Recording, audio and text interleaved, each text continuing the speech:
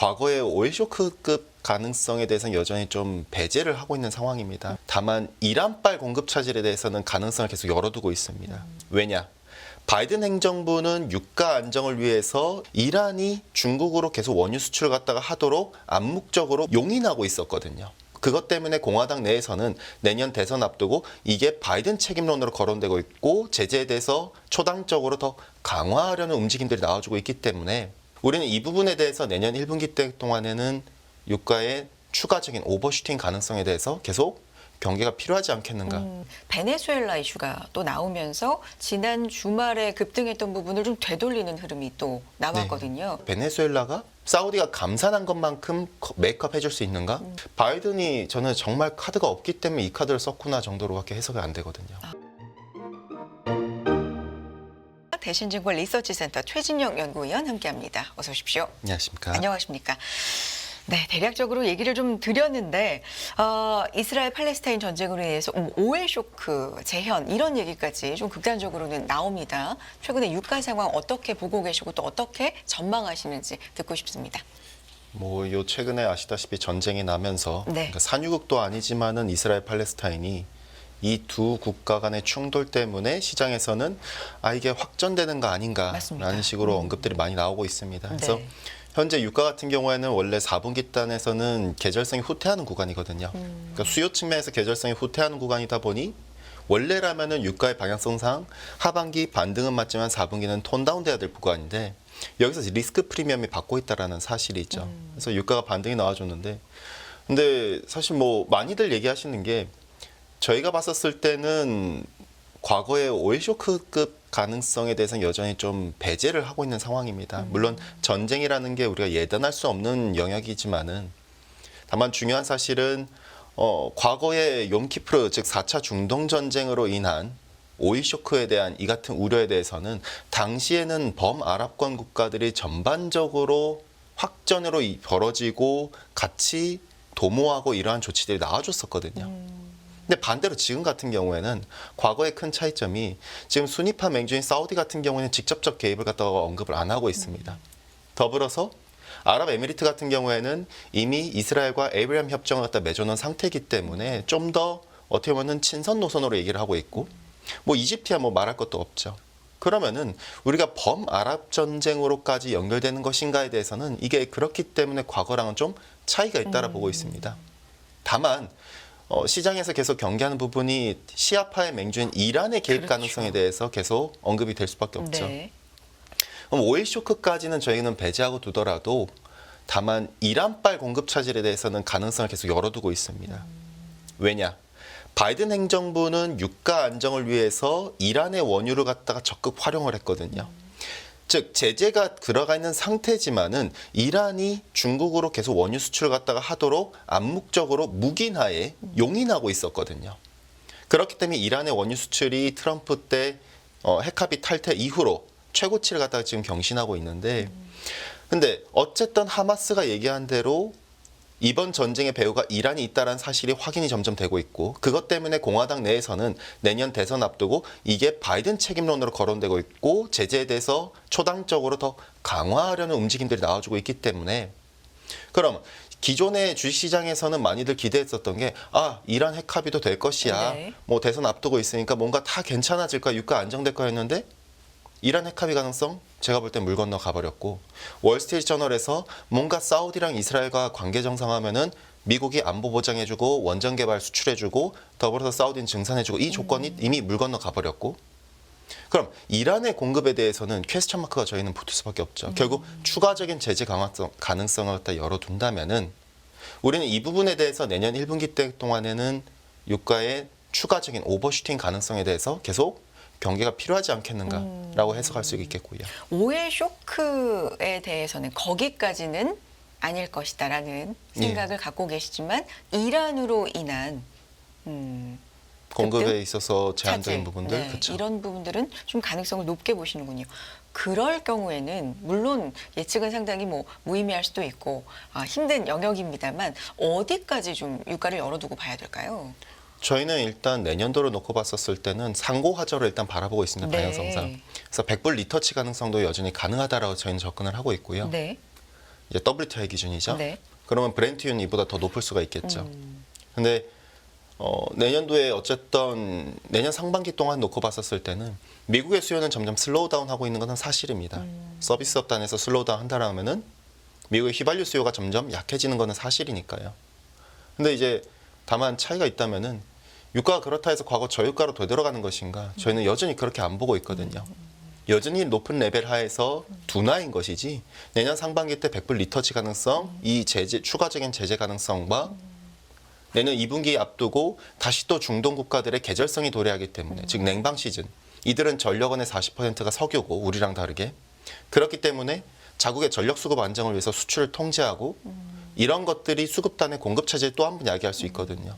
그럼 1분기 말에서 2분기 초 때 다시 한번 유가는 이걸 반영할 수가 있습니다. 그럼 이때 또다시 리터치 가능성이 열리겠죠.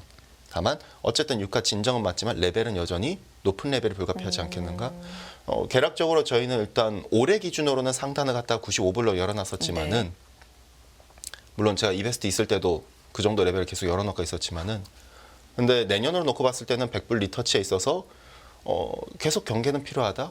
하반기로 가서 유가 진정된다 하더라도 그 레벨 자체가 과연 낮아질 것인가에 대해서는 저는 많이 낮아질 수는 어렵다라 계속 접근하고 있고 이건 구조적인 문제에서 비롯된 것이기 때문에 라고 귀결된다고 볼 수 있죠. 하단 자체가 좀 레벨이 올라갔군요. 그렇죠. 네. 결국 올해 저는 작년 연간 전망 때도 그렇고 작년 5월 달 이제 하반기 전망 때도 2023년의 하단을 일단 기본적으로 65불을 갖다 깔고 있었습니다. WTI 기준. 근데 그래서 올해는 상저하고다라고 바라보면서 상반기 때는 90불대 영역으로 갈 것이다라 계속 접근을 했었는데 내년으로 놓고 봤을 때는 이 하단 자체가 올라갈 수밖에 없다라는 거죠. 네. 왜? 일단 기본적으로 오펙 플러스 단에서 뭐 지정한 리스크 차치하고 오펙 플러스는 감산만 한 게 아닙니다. 감산 공조 기한을 갖다 내년 말까지로 연장을 했죠. 그럼 공급은 줄일 대로 줄여놓고 감산 기한을 내년 말까지로 연장해 놨다면은 문제는 그럼 수요인데 오케이 수요가 내려가고 있는 건 맞아요. 여전히. 그러나 작년 하반기와 수요를 갖다 비교해서 보면은 작년 하반기 때는 수요의 감소폭이 컸죠. 작년 5월 달에 저희는 유가가 박살날 거라고 제시하면서 WTI 70불 갈 거라고 얘기했었던 이유는 당시 120불 갔었을 때 결국 이유 자체가 원자재 제조업 경기를 다소 후행합니다. 근데 제조업 PMI가 그때 당시 때 역사적 고점에 근접했기 때문에 유가는 이제 내릴 일밖에 안 남았었어요. 근데 지금은 오케이 제조업 PMI 둔화된 건 맞지만은 그 수요의 감소 속도를 비교하면은 작년 하반기와 지금을 비교했을 때 수요의 감소 속도는 완만해졌다는 사실이죠. 네. 그럼 공급은 줄일 대로 줄여놓고 수요는 완만해졌다? 그럼 가격은 여전히 튈 수 있는 룸이 더 남았다? 대표적으로 우리가 구리랑 유가를 비교하시면 될 것 같아요. 구리는 철저히 경기 민감제, 유가도 같은 민감제지만은 최근에 유가의 상대 성과가 더 강하거든요. 왜냐? 이유는 간단합니다. 두 개의 주체 간의 차이점은 감산 주체가 있고 없고예요. 구리는 철저하게 구리 가격은 수요에 반영하고 있어요. 반대로 유가는 수요뿐만 아니라 공급까지도 더 철저하게 특히 그렇죠. 감산을 반영했기 네. 때문에 상대적으로 더 강한 거죠. 그럼 지금 구리를 봤을 땐 수요가 무너졌다고 보기도 어려워요. 박살났다고 보기도 어렵습니다. 그럼 봤었을 때 수요의 감소 속도는 완만해진 거죠. 그러면은 공급은 유가 단에서는 여전히 제한적인 부분들이 네. 우리가 확인되고 유가의 하단은 더 크게 낮아지기는 어렵다라고 바라보고 있고요. 네. 간밤에는 베네수엘라 이슈가 또 나오면서 지난 주말에 급등했던 부분을 좀 되돌리는 흐름이 또 나왔거든요. 좀 변동성이 좀 큽니다. 이런 이슈는 베네수엘라도 상당히 좀 많이 생산을 하는 나라잖아요. 이 영향이 클까요? 어떨까요? 베네수엘라가 과거 제재 이전에 2019년 이전의 기준으로 보면은 사실 어떻게 보면 영향력이 높을 수 있었겠죠. 네. 왜냐하면 그때 당시 때는 생산 능력 자체가 높았었기 때문에. 근데 지금 기준으로 보면은 생산 능력 자체가 약하죠. 그러니까 애시당초 투자가 지난 몇 년 동안 트럼프 때 이후로 계속 못 들어갔었다 보니 결과적으로 생산 능력 자체가 낮아졌습니다. 그럼 제재를 푼다 하더라도 기존에 이게 생산 능력이 단기간에 올라가는 게 아니거든요. 결국 자금에 투자가 들어가고 쉐보론 같은 기업들이 그 자금이 들어간 다음에 이거 갖다가 설비 투자 들어가고 이거 원유를 시추하기까지 시차가 걸리거든요. 근데 더불어서 이 시차에 있는데 그렇게 해서 베네수엘라가 사우디가 감산한 것만큼 메이크업 해줄 수 있는가? 저는 그건 퀘스천이라 보거든요. 그렇군요. 그러면은 베네수엘라 땅에서 유가 안정 가능성? 바이든이 저는 정말 카드가 없기 때문에 이 카드를 썼구나 정도로밖에 해석이 안 되거든요. 그런 생각을 갖고 계시는군요. 명확하게 말씀해 주셔서 네, 정리가 좀 되고 있고요. 자, 천연가스 얘기를 좀 해보겠습니다. 월스트리트 저널 보도 보면은 사실 중동 지역 분쟁으로 인해서 변동성이 더 크고 좀 우려스러운 건 유가보다도 오히려 천연가스다 뭐 이런 얘기도 하고 천연가스 쪽은 어떻게 보시는지 궁금합니다. 뭐 가스도 요 최근에 지정한 리스크를 받았죠. 이제 네. 결국 중동이라는 지역 자체가 에너지에 우리가 화석연료단에서의 이런 지역이다 보니 민감성이 높을 텐데 아시다시피 가자지구 전면부에 즉 이스라엘에는 가스전이 2개를 가지고 있습니다. 네. 근데 그중 하나가 가자지구의 인근에 있기 때문에 이것이 가동이 중단됐거든요. 이것뿐만 아니라 사실은 지정한 리스크단에서는 아시다시피 지금 최근에 발트해에서 발트해 해적가스관이 갑자기 중단이 됐어요. 외부 압력에 의해서. 근데 이것이 러시아 소행이다라는 얘기들이 또 나와버렸거든요. 근데 그러한 가운데 호주 단에서 글로벌 LNG 공급의 6%를 차지하는 LNG 플랫폼 단에서의 노조가 파업이 이제 이루어지려고 하고 있는데 네, 그렇다면서요. 그럼 이러한 것들이 결국 네. 파업과 지정한 리스크발로 요 최근에 천연가스 다 튀었거든요. 네. 상반기 때 굉장히 부진했었습니다. 왜냐? 엘니뇨였으니까요. 엘니뇨 단에서는 기온 자체가 이제 좀 따뜻해지기 때문에 겨울철에 냉방 수요를 갖다가 난방 수요를 축소시켜 버리거든요. 네. 그래서 천연가스는 부진할 수밖에 없었는데 이 같은 지정한 리스크가 파업 이슈로 올라왔었는데 근데 사실 시장에서 많이들 이것 때문에 천연가스 걱정을 하지만은 저는 지정한 리스크랑 파업단에서의 이슈는 사실 좀 힘이 없다라 봅니다. 그러니까 길어지기가 어려워요. 왜냐? 이스라엘 같은 경우에는 가스전을 갖고 있지만은 그 가스전이 글로벌 공급에서 차지한 비중이 0.23%밖에 안 됩니다. 0.26% 차이. 그러면은 실질적으로 영향도가 길어지긴 어려워요. 마찬가지로 북해에 있는 이제 발트해에 있는 가스관 역시도 글로벌 공급단에서 차지하는 비중 자체가 원체 낮죠. 뭐 0.1%도 안 돼요. 이 이제 가스관의 운송 속도를 갖다 감안하면은 물론 플랫폼 단에서 호주 단에서의 이슈가 임팩트가 있긴 하지만은 파업 이슈는 과거에 다른 나라들의 다른 원자재들의 파업에 의한 공급 차질 기간이 그렇게 길지 않았었던 점을 감안하면은 이 역시도 해결이 쉽게 가능한 영역이거든요. 네. 다만 우리가 경계하는 부분은 난방 시즌이기 때문에 결국 겨울철이 도래를 했거든요. 그렇죠. 겨울철이 도래를 했고 이 지정한 리스크가 조금은 해소된다 하더라도 최근에 뭐 천연가스가 조금 내려왔긴 하지만은 어쨌든 난방 시즌이 도래했기 때문에 겨울철 전력의 최대 수요처는 난방이고 냉방이 아닌. 근데 그 전력원의 대다수는 천연가스고 그러면 그 천연가스단에서는 여전히 수요가 견조할 수 있는 구간이라고 볼 수 있겠고 기본적으로 천연가스의 난방 시즌 앞두고 재고가 감소하는 시점이 10월부터입니다. 네. 그럼 가격은 지금부터 최소 못해도 11월 말까지는 이 난방 시즌 기대를 갖다 점점 반영이 필요한 구간이거든요. 지정한 리스크가 조금씩 완화됨에 따라서 천연가스가 흔들릴 수는 있겠지만은 이 부분이 하단을 지켜줄 수 있다. 상방 변동성 야기할 수 있다. 물론 엘니뇨 때문에 라니냐 때처럼 기대감 갖다 가긴 어렵습니다. 왜?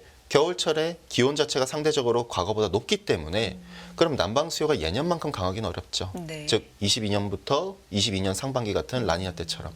다만 어쨌든 중요한 점은 난방 시즌이라는 특수성을 감안하면은 가격의 하방을 갖다가 방어해 줄 수 있는 부분이 난방 시즌이 지금부터 11월 말까지는 유효하지 않겠는가. 지정한 리스크보다는 좀 더 계절성에 대해서 우리가 좀 포커스가 필요하지 않겠는가라 보고 있고요. 두 가지 분석이 또 나오고 있는데 첫 번째는 유가에는 그래도 안전판이 어느 정도 천연가스보다는 있지만 이 천연가스는 공급의 타격을 완전히 받았을 때 이거는 뭐 방법이 없다라는 얘기도 유가에 비해서는 그러니까 기름에 비해서는 좀 그런 얘기도 있고 두 번째는 우크라이나 전쟁으로 인해서 이미 공급에 좀 차질을 빚은 상태다 뭐 이런 얘기도 있거든요. 이거는 어떻게 주장을 보십니까? 신빙성이 있을까요? 천연가스가 네. 근데 이제 그 말들이 많았잖아요. 러시아 우크라이나 전쟁 때문에 천연가스 공급이 없을 것이다. 작년 상반기 때 그런 말들이 많았었죠. 네. 근데 저는 이 주장에 대해서 아니라고 계속 접근했었던 이유는 오케이 공급단에서 공급의 조정 능력 자체가 석유보다는 없는 건 사실입니다. 그러나 저희가 그래서 기상이변을 봐야 되거든요. 저는 이제 그 전에 있었을 때 작년 같은 경우에는 천연가스가 마찬가지로 작년 8월인가요? 이제 좀 눌릴 거라고 계속 접근했었던 이유가 결국 유럽은 대체했다는 사실이죠. 러시아와 완전 결별을 해버렸죠. 그래서 유럽의 전체 천연가스 수입량을 보면은 수입산 LNG로 바꿔버렸어요. 러시아산이 거의 없습니다. 그러면은 물론 이제 천연가스 가격이 그래서 레벨이 높아진 건 사실이지만 네. 다른 다른 데로 의존도가 높아졌고 생산 단가 높은 LNG로 수입이 다변했기 때문에 다만 어쨌든 러시아의 정치적 리스크가 해소됐다는 사실이고 네. 두 번째 즉 기상이변이죠. 우리가 천연가스가 높았었던 것 같다가 시장이 관심이 많아졌었던 구간은 2021년부터 22년도예요. 근데 그때가 평균적인 가격 레벨이 아니에요. 그때 왜 높은 거는 단순히 전쟁 때문만이 아닙니다. 결국 기상이변이에요. 원자재는 실물 자산이기 때문에 기상이변에 쉽게 노출됩니다. 결국 20년 만에 강력한 라니냐가 왔었기 때문에 2020년부터 22년 상반기까지 그랬기 때문에 북반구 같은 경우에는 건조해지고 겨울철이 더 추워졌기 때문에 네. 난방 수요가 올라가게 되고 그 난방 수요 따라서 전력 수요 자극하고 전력 수요는 천연가스 자극하고 천연가스는 다시 또 비료를 자극하고 비료는 곡물을 자극했거든요. 근데 지금은 엘니뇨 국면이고 저희가 작년부터 계속 엘니뇨가 왔었을 네, 네. 때는 천연가스는 약해질 수밖에 없다는 사실에 포커스를 뒀거든요. 왜? 기온 자체가 냉방 시즌 때 올라간다 하더라도 전력의 최대 수요는 난방이고 겨울철의 난방 수요는 라니아 때만큼 비교했을 때는 낮아지기 때문에 결국 가격은 이걸 수렴할 수밖에 없다는 측면에서 2022년 상반기 때와는 차이가 나타날 수밖에 없다고 보는 것이죠. 우크라이나 전쟁 났을 때 뭐 윈터 리스 커밍 얘기 많이 했었는데 이번에도 계절이 어떻게 좀 더 예년보다 춥느냐 뭐 이런 그렇죠. 그런 것에 따라서 기상이변 뭐 이런 말씀을 좀 강조를 해주셨는데 좋습니다. 마무리를 해야 될 시점이어서 니켈 얘기 마무리로 좀만 해주실까요? 니켈 공급 이 부분은 어떻습니까? 이 부분은? 내년도에 있어서의 네. 니켈, 즉 전기차로 많이들 기대감을 포커스 네. 많이 하셔요. 저는 내년도도 니켈은 여전히 약할 수밖에 없다라 접근을 합니다. 일단 기본적으로 뭐 전기차 얘기가 나와서 말이지만은 아이러니하게도 이제 결국 전기차 기대감은 미국이었었거든요. 네. 니켈도 마찬가지로 이거에 포커스를 많이 뒀었고요. 근데 최근에 전기차 배터리 관련주들이 안 좋잖아요, ETF가. 근데 이게 바이든 지지율, 왜냐면 바이든에 의해서 전기차가 달려갔기 때문에. 근데 전기차건 신재생 에너지는 다 무너졌죠. 왜냐? 미국의 대통령의 지지율은 유가랑 디커플링이고 그 유가 관련된 ETF와 전기차나 또는 이런 애틀의 ETF의 상대 성과를 그리면 정확하게 대통령 네. 지지율이거든요. 즉 대통령에 대한 바이든에 대한 정책 모멘텀의 약화를 의미하죠. 그럼 니켈 단에서 수요에 대해서 저는 여전히 포커스가 고민이 되는 부분이에요. 근데 더 중요한 사실은 공급이죠. 내년도에 INSG 같은 경우에는 니켈 공급 우위가 더 지속될 거라 접근을 했습니다. 왜냐? 인도네시아의 공급이 원체 신규 캐파 계속 밀어 올리니까요. 네. 글로벌 최대 생산자인 인도네시아가 재련 설비단에서 확충된 게 신규 캐파 계속 가동되고 있고 이것이 결국 가격에 있어서 상단을 계속 막아버리고 있고 더불어서 또 엘니뇨예요. 네.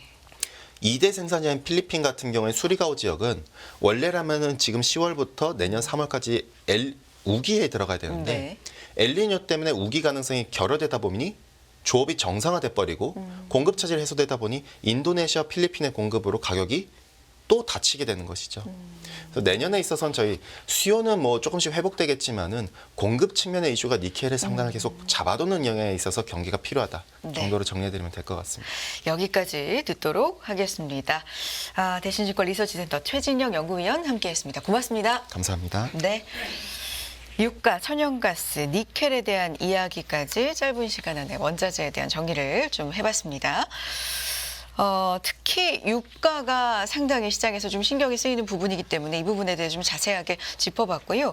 인도네시아발 공급 과잉이 계속되고 있는 가운데 여기에 기상 이변까지 좀 주목해야 되는 니켈 상황들 그리고 천연가스 최근에 천연가스 가격이 굉장히 가파른 변동성 상승세를 좀 보였었습니다. 유럽의 천연가스 지표 네덜란드 선물 가격이 지난주에 뭐 40% 이상 급등을 했거든요. 이런 부분과 관련된 이야기도 들어봤습니다. 좀 더 자세한 내용은 보고서를 또 참고해 보시면 좋을 것 같고요. 어제 예고해드린 것처럼 이분과 함께 얘기를 좀 더 자세하게 나눠봅니다. 테이블랩의 케빈 강 대표 함께합니다. 안녕하십니까? 안녕하세요. 어제 제로디티 오늘 말씀해 주신다고 했잖아요. 이게 나온 지 얼마 안 된 상품이 있다. 네. 네, 어떤 거죠? 나스닥 100 이넨스드 옵션 인컴이라 그래가지고